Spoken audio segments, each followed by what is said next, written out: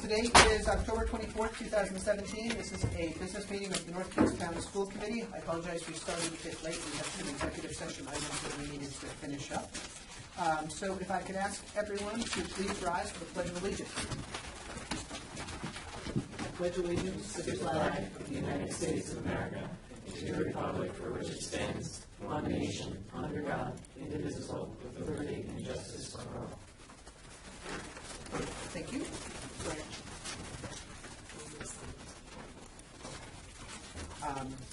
Madam Clerk, if you could please call the roll.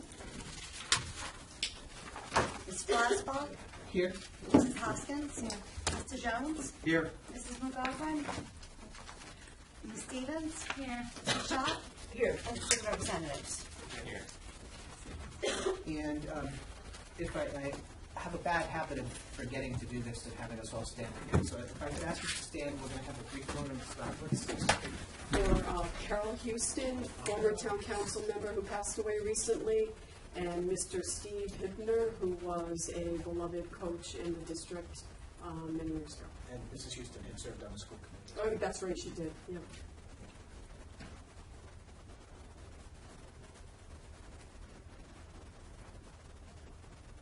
Thank you.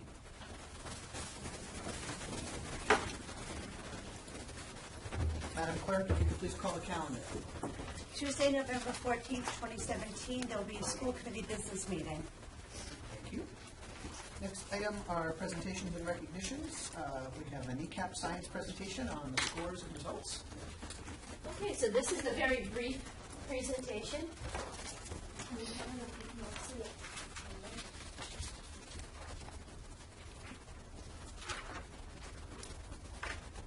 I'm actually going to move this here. So these were the kneecap assessments that were taken last May. I guess I cannot sit here.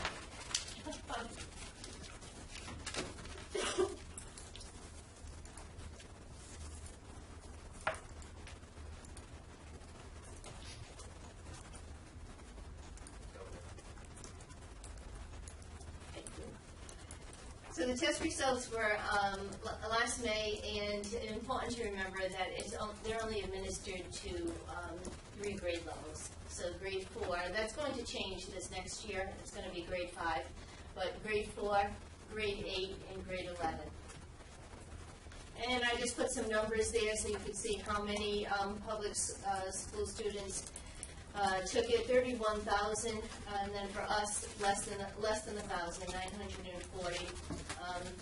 Amy and I were just talking about it, and she called my attention to a statistic that only out of the 31,000, only 1% of the students in Rhode Island scored with proficiency on this test.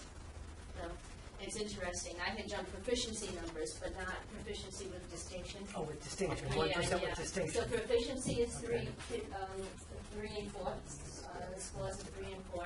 Proficiency with distinction is 4.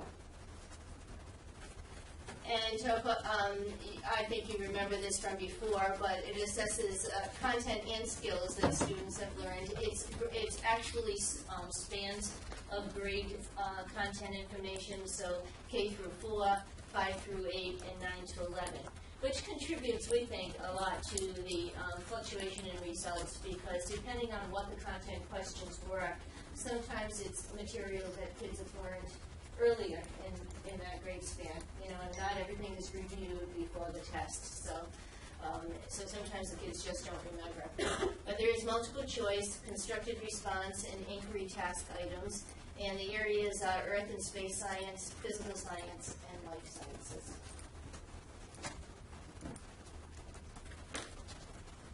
So for the state, overall state results, the gains this time are in grade 8.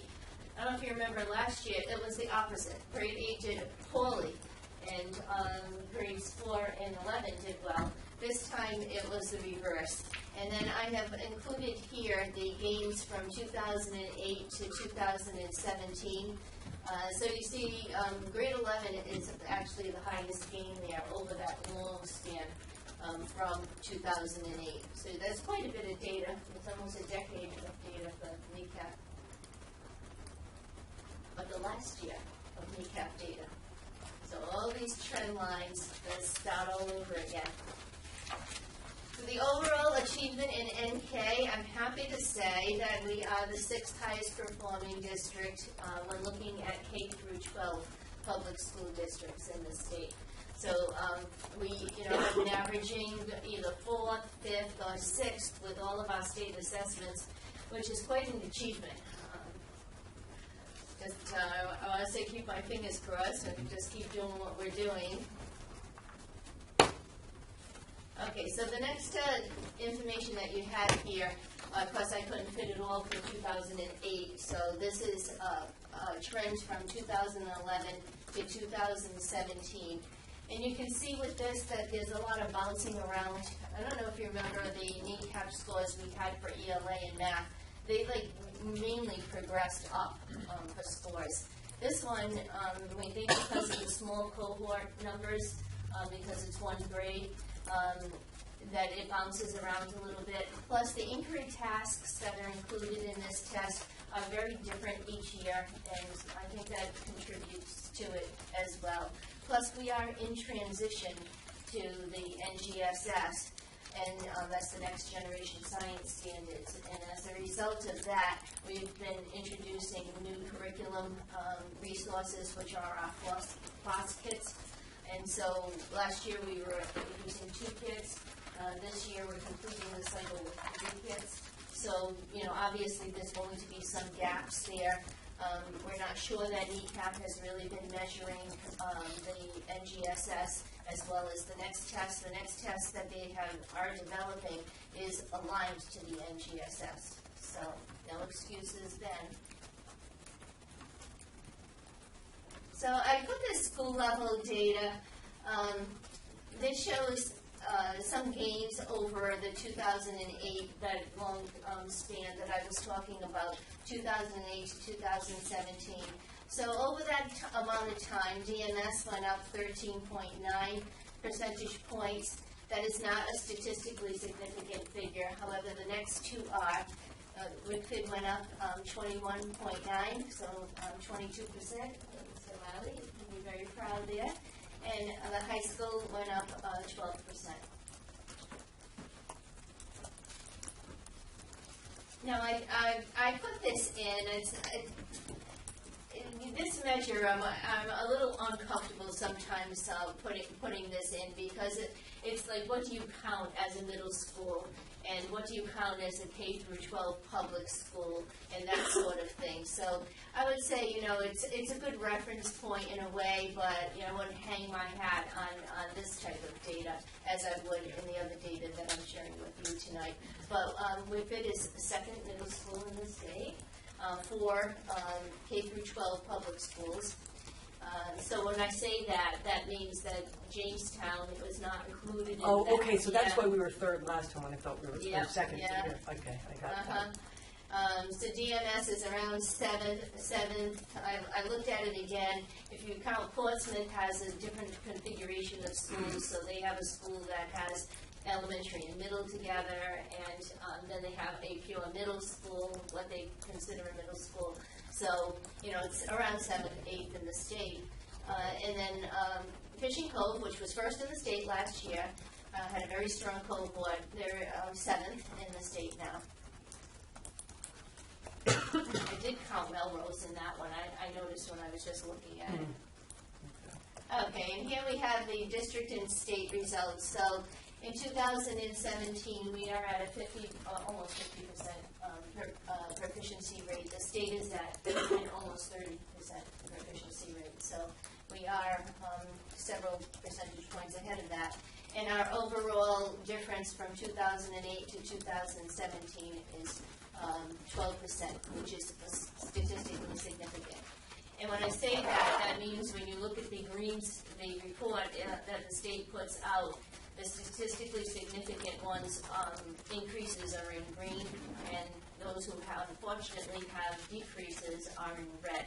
So there's really, it's really obvious to everybody in the state, you know, how people are doing. So you don't want to get that red if you can avoid it. So here's the elementary data. So NK, we are at 64%, and the state is at 41%. And that is about a 7.5% increase, not statistically significant. Statistically significant doesn't have to do with the gain necessarily, how big the gain is. It also has other factors, like how much the population was, so how much error band there was, and the cell size, etc. And so we have a 7-year trend for the middle schools. So the middle schools in NK are at 47%. The state is at 21%. And we have a large gain there of 17.2%, which is statistically significant. That's a big one. And then for the high school, we have 37% proficiency against the state at 25%. And then overall about 11% increase, which was statistically significant. So basically, we're going to keep doing our analysis. We have some GEMSNet meetings coming up. The principals, so we belong to a cohort that's, that comes from, basically is operated out of URI, and it's called GEMSNet. There are about 11 to 12 districts that participate in it. They provide all of our professional development on our FOSS kits, as well as other types of integration for curriculum. And so we have a meeting with the principals, and then we have a meeting with the central office staff. Those are coming up, so we will be looking at district data then. And we're going to continue to look at our next generation state standards, and they are helping us to align our curriculum. Most of our curriculum is totally aligned at this point. The teachers are just learning how to implement the kits as best, you know, as efficiently as possible. And so our PD day on November 15th, all of the elementary grades teachers, except for grades 2 and 5, will be participating in GEMSNet training. So they're going to be doing kit training for the whole day, the new kit. 5th grade is going to do it on the next PD day, and 2nd grade already did it because it was first, their new kit was first in the rotation of 3, so they had to get it done at the beginning of the year. And so, last thing is that there are a lot of NGSS resources on the RIDE website, and there are also the simulations. So if you want to have some fun, Mr. Jones, I'm looking at you, you can go on there, and they have some test items that are, you know, a little sample, and you can choose a variable and work your way through a problem and see what it's like. So yeah, I went back and looked, like I was saying, the 8th grade test from last year, and you know, maybe I'm not a good benchmark of that, but I can see why the score. I would invite parents, go look at the test and see. Are you saying you were not proficient? I think some of the tests or questions are maybe not the best measure of student proficiency. They measure students' ability to recall stuff they may have learned 2 years ago. And I think that's a problem. So if the newer standards and the tests of those are, you know, testing more of students' ability to synthesize and do inquiry as opposed to just factual recall, I would welcome that. Because, again, maybe the items they released aren't the best subset, but if they are, I don't think it necessarily was a great indicator of science proficiency. So this new test coming up, just an FYI, there will be no actual inquiry task then. It will be simulated on the computer. So that's going to make a big difference. And the kids have to get used to that platform. So we're going to have to practice a little bit. The test results will not count, so to speak, this first year, since it's the first year of implementation. However, you know, we want the kids to have a positive experience. So we'll be working with them so that they can get used to those types of things. Some of the that new program that we put in at the high school, that Gizmo type thing, I think it was, called, is the science simulation. I think I'm saying that correct. Any questions? Thank you very much. You're welcome.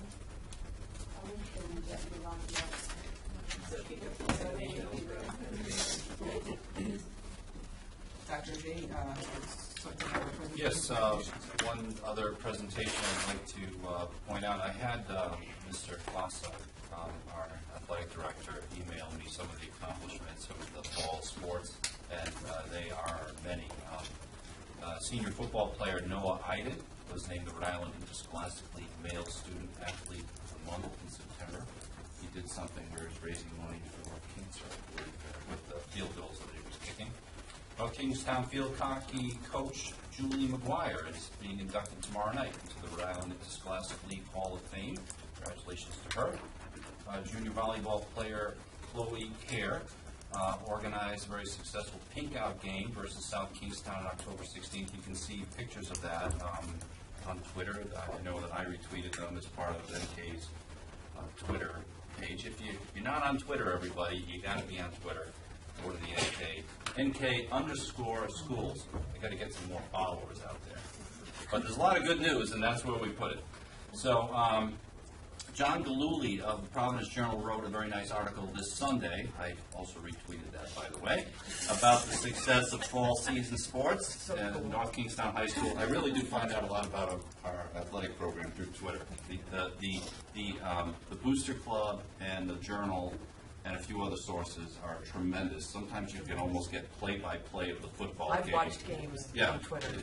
I've not watched them, but I've followed them. Joe just ran 3 yards. You know, I mean, they're that specific. So the summary for the season: girls cross country won the Southern Division regional season title. Football and boys soccer are playing for division championships this week. Girls volleyball is undefeated and in first place, and all teams for the fall are in the playoffs. Not too shabby. Yes. No, I think so. Next item would be citizens' comments. Has anyone signed up to speak? Or if you have not signed up, if you would like to do so, you are welcome to do so at this point. No one on the list? Okay. Next is our superintendent's report. Dr. J. Sure. Even though we just talked about our kneecap scores, I'd like to mention that this past week, our categorization, classifications, thank you, came out, and NK has, for 2017, two commended schools. One of them is Wickford Middle School, and one of them is Hamilton Elementary. And it's a great honor. It's a lot of hard work to get to that point. And Dr. Humber is going to talk about the composite index scores that go into this, and basically give a quick summary of this. It's on like a kind of a 100-point scale, and those schools that scored 90 or better in that range. So a lot of things are going right in terms of efficiency, in terms of gap closing, and that sort of thing. And very proud of Wickford and Hamilton, but also very proud of all of our schools. You can go on the RIDE webpage and look at where North Kingstown fares. They have a really nice graphic on that page that basically has a box for every school in the state. You'll see all of North Kingstown schools are up in that category. And so another 4 of our 8 schools landed in the 80s, just below that bar for a commended school. So there's a lot of great work going on. I sometimes feel bad for the schools that didn't quite get the commended mark because they're also working incredibly hard and doing a lot of great things at those schools, and they deserve that recognition as well. But Dr. Humber, can you talk a little bit about how the composite scores work? I'd be happy to. So before I do the composite scores, I just want to point out that what I gave you that looks like this are the school report cards. And so the smaller packet has it by level, which is the elementary, middle, and high school level. And the larger packet is each of the school report cards. So you can look at those. These are based on the PARC test scores, and it's the proficiency on the left and participation rates on the right. So you can see on those that we met all of our targets in all of our schools. The next thing I wish was as simple to state, but I just want to explain to you. If you look at this this page that looks that has the composite scores on it.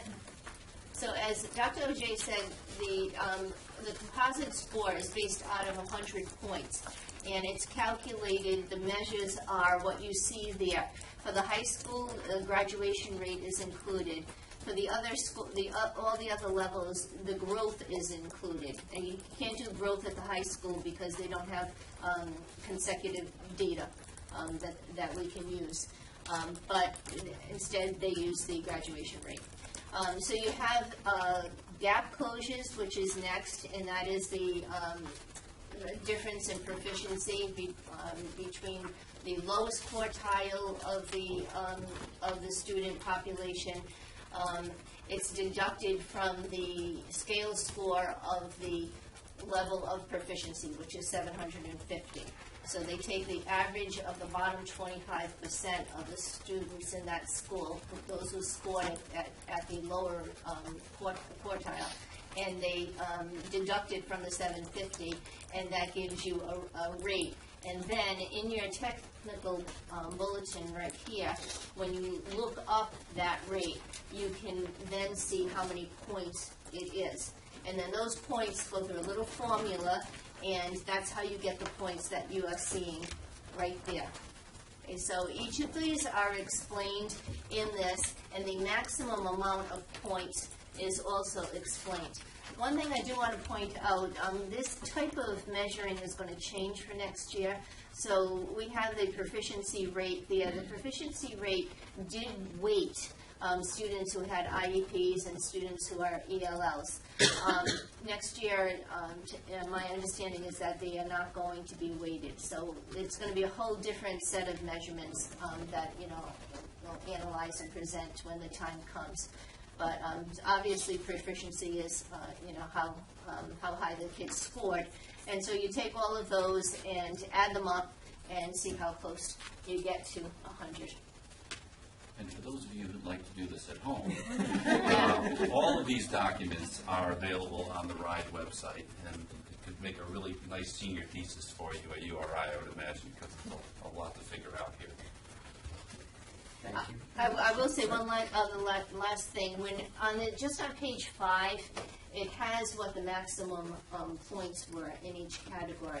But I do want to point out, so when you look at something like the percent that meets expectations, that's your proficiency rate. There's 20 points for ELA and there's 20 points for math. What you're seeing on this is the total of the two. So you're looking at 40 as being the highest. So that you know that they're combined. And they did that with the gap closure, and they did it with growth as well. Just a shout out to Mr. Lally, who's in the audience tonight. Wickford Middle School got a perfect composite score of 100 on this round. So congratulations to Wickford Middle. And congratulations to all the staff, administrators who So no pressure, but you just have to keep up that momentum. It's room for improvement.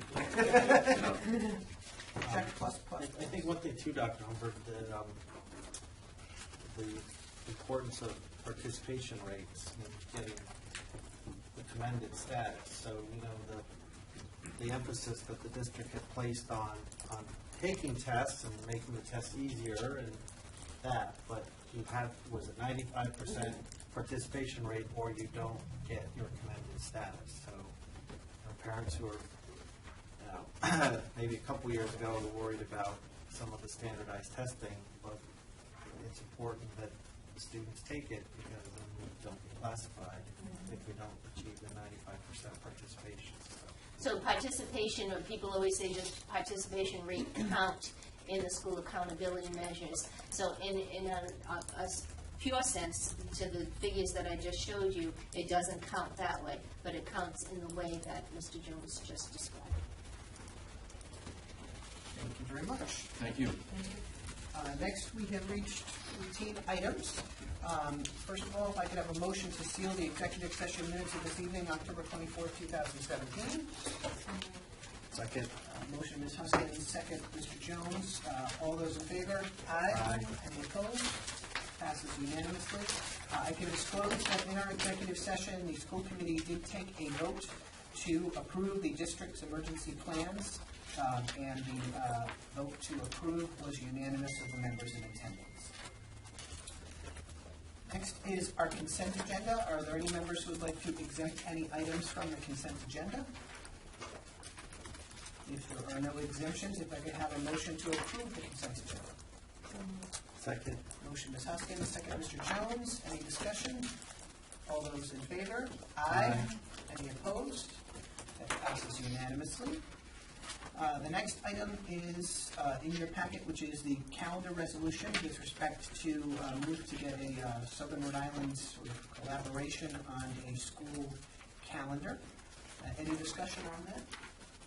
Can I Mr. explain? J, yeah, if you could briefly explain. This is what a group of superintendents and school committee members in the South County area. We originally met and talked about some mutual issues that we had, and one of them that rose to the top was our school calendar. And so we felt that it would benefit everyone if we as a region were all together on a common school calendar. And we recently met, and the proposal that you have in front of you, I'm looking for it right now, but pretty much memorized. So basically, we wanted to be together on, so North Kingstown currently has a calendar with one vacation week in the spring. It's in April. And we have a long weekend in February. That changed just a few years ago. We used to have a February vacation week. Now it's a long weekend, Friday through Monday for students. This group of districts, and most of South County is signing on to this, either tonight with us or some of them have already done so. This would put us all together in terms of that Friday through Monday would be off on the President's Day weekend. The only difference from the current NK calendar that we have is that that Friday would be a day off for everyone. That would include staff. So we used to use that day as a professional development day. We'll have another option during the year for the use of that professional development day. We will still have 4 professional development days. Sometimes we front load those before the students even show up, and sometimes they, go on a Monday or a Friday and make a long weekend for the students. The feeling in that group was that it would be really nice if, teachers and students and those teachers who have students in other districts that are nearby, that they're off as a family for that long weekend. So that's the whole point in coordinating this. The April break is generally, there's a tradition in that to have it the same week that Massachusetts has Patriots Day. And that would stay the same for all of the groups. And I think that's the only changes. And that all of the districts would start after Labor Day, which is something that NK already does. So the only difference for us is that Friday would still be off, but it would be off for teachers and students, not just the students. And so I feel very comfortable recommending to the committee approval of this, and therefore we'll start kind of what I would have liked all along is for the Department of Education to just kind of dictate to everyone else what the state calendar will be. That way we'd be all together. But this gets in that direction.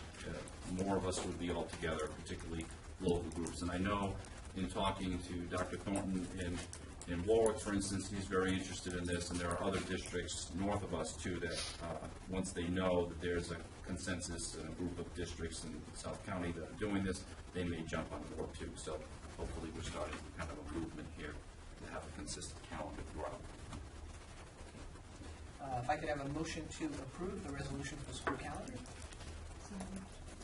Second. Motion, Ms. Huskins, second, Mr. Jones. Any further discussion? All those in favor? Aye. Aye. Any opposed? That passes unanimously. Next, unfinished business, 2017-2018 school budget. Anything, Mrs. King? No. We have a large section in our packet on the school committee discussion on the RIDE 1 Stage 1 Asset Protection Facilities Assessments. We don't need an approval on this. No, we don't. So I kind of just wanted to spend a few minutes on what some of the next things are going to be that we need to be looking toward. So again, to update everybody, RIDE requires that all districts have on file a 5-year asset protection plan. You approved our A&E fees, architectural and engineering fees. The first stage 1 was due on October 16th, and stage 2 is due on February 1st. So you have in front of you all of our schools and the D building where we have employees working. The total of this analysis, so it's a very, very detailed analysis that Jim Partridge, our architect, did. From what he sees for upgrades and improvements for all of our schools, you're looking at a price tag of nearly $63 million. And that is everything under the sun. Some of the items that you'll see on the spreadsheet might have a $0 value next to them. Those are items that we know that our guys can do. So while it might not be a $0 value, it's not a outside contractor item. There are several items that are not in this assessment that I want you to be aware of. One, any improvements to the high school athletic field areas at all are not in here. That's not something that RIDE, that's not something that Jim Partridge had looked at for us. No playgrounds kind of thing. If we need a playground, Davisville Academy, that kind of thing. No buses. So our bus fleet and the aging bus fleet, that information wouldn't be in here. Anything we might need for maintenance vehicles, that wouldn't be in here. And there's one, IT equipment. So there is a little bit in here about technology when it comes to wiring and maybe some other items, but no equipment. So that brings me to the next piece. At our November 14th meeting, I'm going to be asking you for approval of submitting our FY19 capital improvement program, which clearly will be this and those other items that I just discussed. So every year, we need to submit to the Asset Management Committee of the town. We submit to them our capital improvement plan. We also submit that to the town council as well. So all of this $63 million plus our estimates on those other items will be on a spreadsheet for you to approve for us to send to Asset Management. We usually go and meet with them sometime around December or January. But keeping in mind that we have a facility subcommittee as well, so they look at all of this information for us too. So I have a facility subcommittee meeting on October 26th on Thursday, and they'll begin looking at this. Mostly what we're looking at is several $1 million on just the priority 1 items. I think the next step for stage 2, where I need your actual vote, will be the first meeting in January on what priority items we submit to RIDE that are part of stage 2. I think you probably have an easy decision because the priority 1 items are clearly a top priority as recommended by our architect.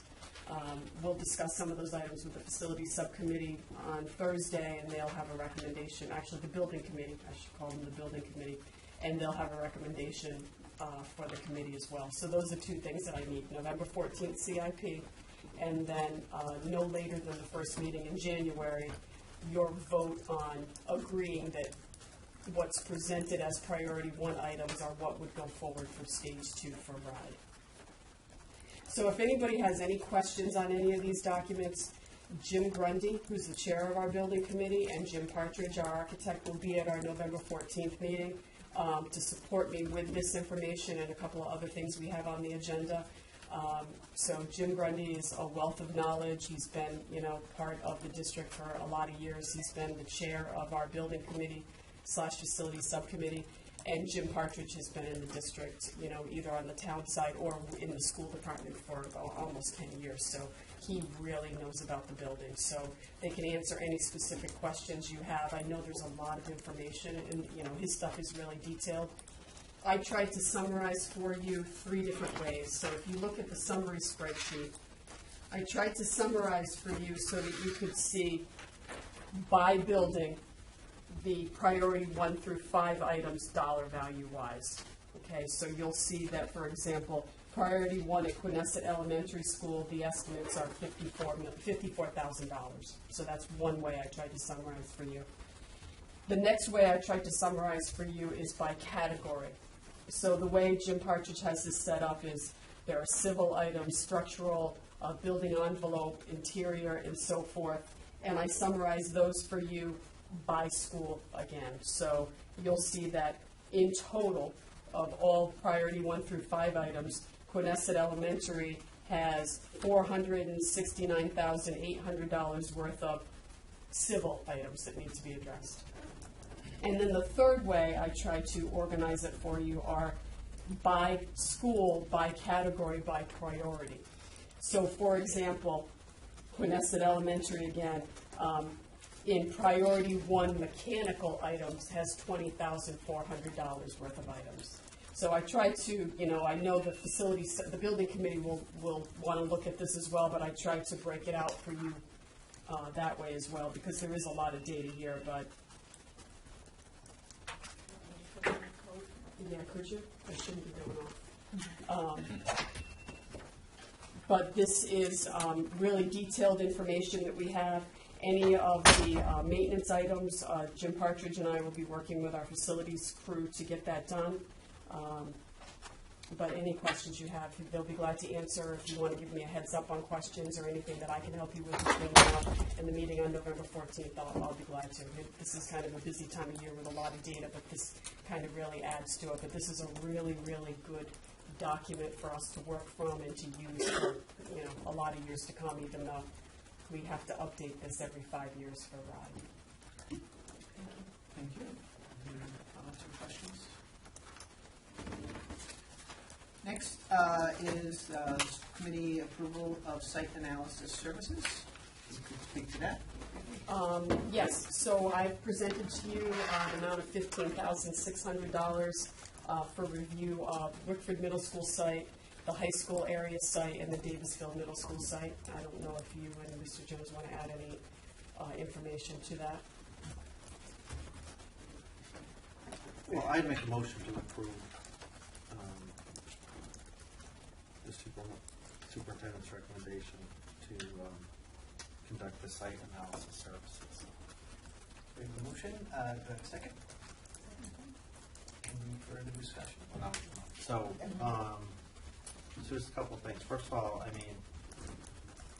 for the superintendent, Mr. King, and all the people who put a lot of work into this, thank you for all that work that goes in. And I would say for the public, maybe this is a media communication point with the state.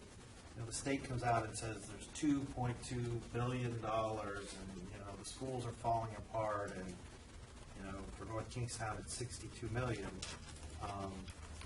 The ability to dig into the details and say, the priority 1 that says, well, these are critical to educate our kids' deficiencies versus, the 5s, which are be nice to do, but kids can still get educated. To sort of break down that detail, so it just doesn't seem like there's $2.2 billion and the schools are going to fall down over the next 6 months. Kind of hype that perhaps gets put out in a 30-second news headline, soundbite, or the constraints of a newspaper article.